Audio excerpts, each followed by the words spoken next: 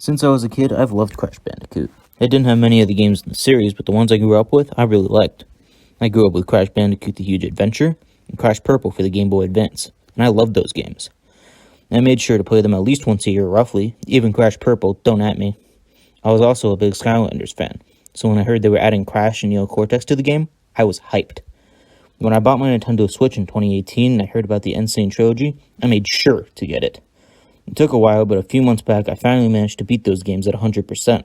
Not including Time Relics, though I'm not a psycho who has the patience and capability to speedrun. And I was one of the many who, after beating the Insane Trilogy, was thinking, what's next? And in June, I finally got my answer. A sequel to the original trilogy called Crash Bandicoot 4, It's About Time. To say I was hyped waiting for this game would be an understatement. After really enjoying replaying the original trilogy, I couldn't wait to play an all-new Crash game. When it released and I finally played it and finished it at 100% completion, it inspired me to finally start a YouTube channel to talk about it. Now before we get started, I should say that there will probably be major spoilers for any of the games in the Crash Bandicoot series, so watch it at your own risk. I will also note that this is completely my own opinion, so if you don't agree, then feel free to yell at me in the comments section and tell me what your favorites are. This list will also not include boss fights or flashback tapes. It would be very dope if you liked and subscribed. Now, without further ado, let's get started. At the number 10 spot, we've got Hit the Road. First, I'm going to mention the small issue I have with this level, the hidden green gem. The hiding spot is so obscure that only a professional combing the level for an hour or two would be able to find it. Near the end of the level, you have to spin a garbage can to reveal a controller and an RC car. You then have to spin the controller repeatedly until the car drives into a nitro crate, blowing it up, revealing the gem. How is anyone supposed to know to spin a garbage can? Besides that, I think that this level is really fun and makes good use of Lonnie Loli in a bunch of sections. But my favorite part of the level is the last two sections, where you run away from a garbage truck while in a metal ball. I don't know who decided to put this section in the level, but whoever it was, thank you. At number 9, I decided it had to be Dragon On. First things first is that this level has a very similar problem to Hit the Road. It has a blue gem that no one would have a clue as to how to find it. You need to beat this level without breaking a single box. How is anyone supposed to know this is beyond me, but once you know how to do it, it can take you forever to complete. Now this part sounds a bit like a negative, but trust me, it is so difficult that when you finally beat it, you feel insane that you were able to do it. Besides going for the blue gem, this level is really good and makes good use of Akano and obstacles that work well with that playstyle, like dodging magical dragons that bounce you away when you touch them. Also, this level is fucking beautiful, like one of the best looking levels in the game by far. I hope that if Crash 5 is coming, it has levels that look as great as this. At number 8, I put Snow Way Out. The biggest thing I like about this level is how it's the first level to show you how to use the time stop mask Kapuna Wall, and it does it perfectly, not only on a gameplay level, but an immersive level as well. First, you're just slowing down time to break timed boxes and avoid fishermen throwing a swordfish at you. But as you progress through the level, you come across a frozen ship that then gets blown apart by explosives and causes pieces of ice to fall from the sky, and you have to use the time mask to slow down the ice and maneuver around it, using it as a platform. Also, throughout the level, you have to jump across sheets of ice in the water to get around, and I just thought that was dope. Also, a neat little thing is if you stop moving while on ice, Crash just starts shivering and slipping. It's really cute. I also like the music and how you can sometimes hear little wind noises in between beats. All in all, this level is really cool, pun intended.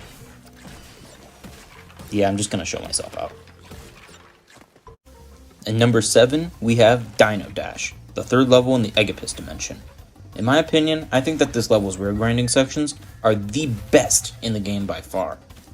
Early in the level, after a section using Lonnie Loli to go in and out of platforms, you start a rail grinding section, and when you get to the end, you see a T-Rex in the background look at you and start moving off screen.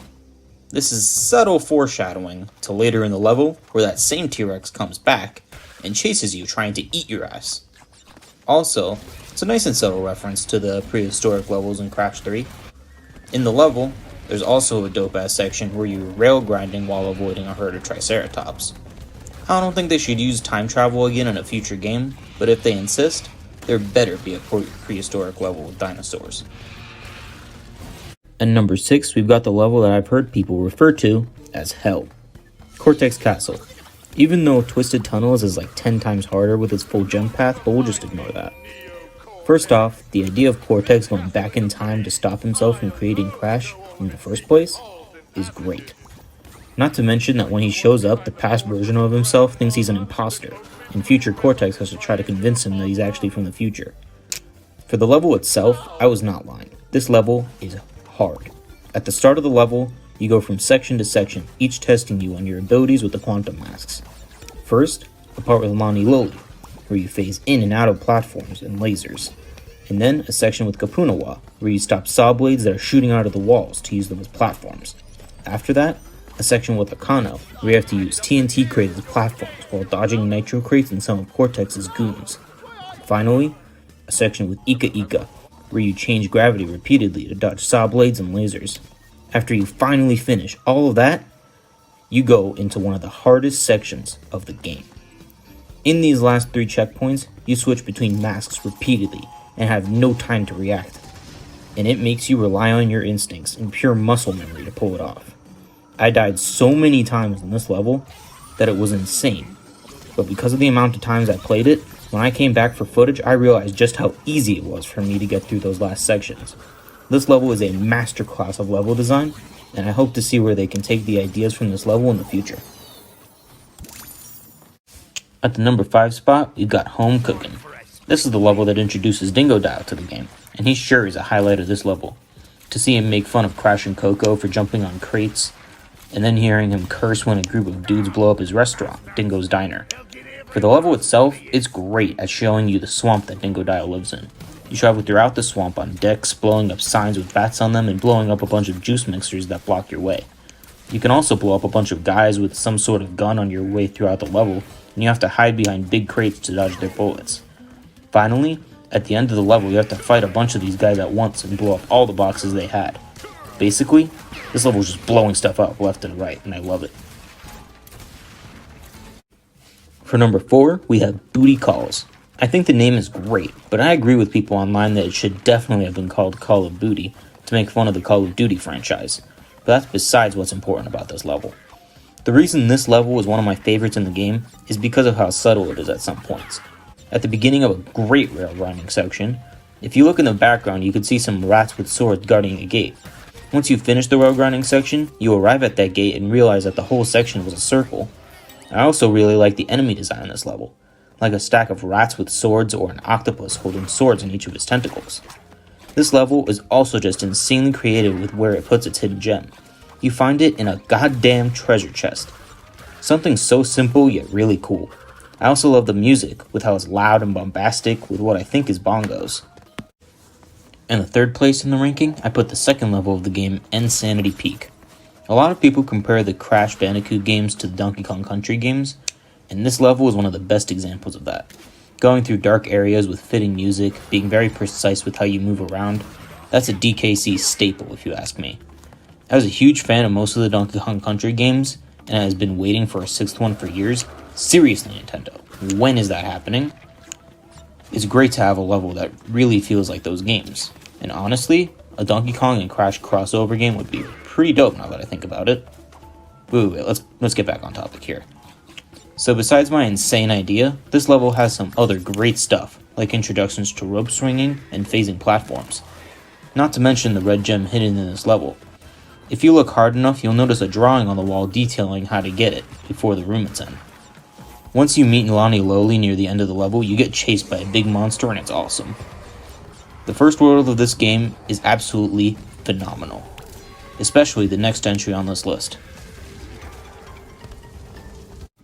Yup, number 2 is none other than the first level of the game, Rude Awakening. As a first level, it is absolutely perfect. It does a great job of showing all the main mechanics of the game, like jumping, double jumping, spinning, showing the HUD, getting a higher bounce off of crates, and rail grinding.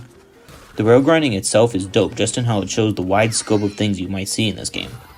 Even just in the first few seconds of this level, it shows off some cool callbacks and references, like a floaty in the water that looks like Spyro the Dragon, a surfboard with tribal tattoos that look like the tattoos that Crash has in Crash of the Titans, a fridge with magnets that spells out Crunch as a reference to Crash Bandicoot from Wrath of Cortex, and a TV that when you spin it shows the title screens for Crash Bandicoot 2 Cortex Strikes Back, Crash Bandicoot Warped, and finally, Crash Bandicoot 4, It's About Time.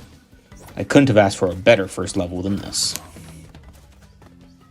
Now, to end off this list, we've got the 100%, without a doubt, best level in Crash Bandicoot 4 It's About Time, Off Beat. The most important thing to me about this level is its atmosphere. I've never been to Mardi Gras, but damn, does this level make me want to go. You start off at a dock where you hear faint music and you see a bunch of bounce crates. Once you jump to the top, you hear a really fun, upbeat jazz number that will probably never get out of your head. And in the background, you can see a party float of Spyro the Dragon and a Skylander named Eruptor. As a former Skylanders fan, seeing Eruptor in a game as a reference made me really fucking happy. When you continue through the level, it just keeps the good stuff going. In the background, there are houses that turn their lights on and off to the rhythm of the music. And it's not just those houses, but all the enemies in the level too.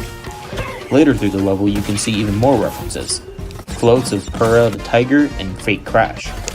You eventually come to intense and fast-paced rail grinding sections that also speeds up the music while also having a jazz band floating behind you. At the end of the first of those sections, you can look on the roof of one of the buildings and find Ripperoo himself bouncing around. This level is definitely my favorite in the game, and probably my favorite Crash level altogether. Now, after finally finishing this list, I gotta say, I really love this game. I really hope that they eventually make a Crash Bandicoot 5 and fix some of the issues that this game had, like box placement and padding. Even if they don't fix those issues, if they keep thinking up creative ideas like the ones that this game had so much of, I'd be happy with whatever they give me. Thanks so much for watching, guys. I hope you enjoyed the video. If you did, please do me a huge favor and smack that like button and subscribe. Also, as I said earlier, feel free to tell me what your favorite levels are in the comments section below.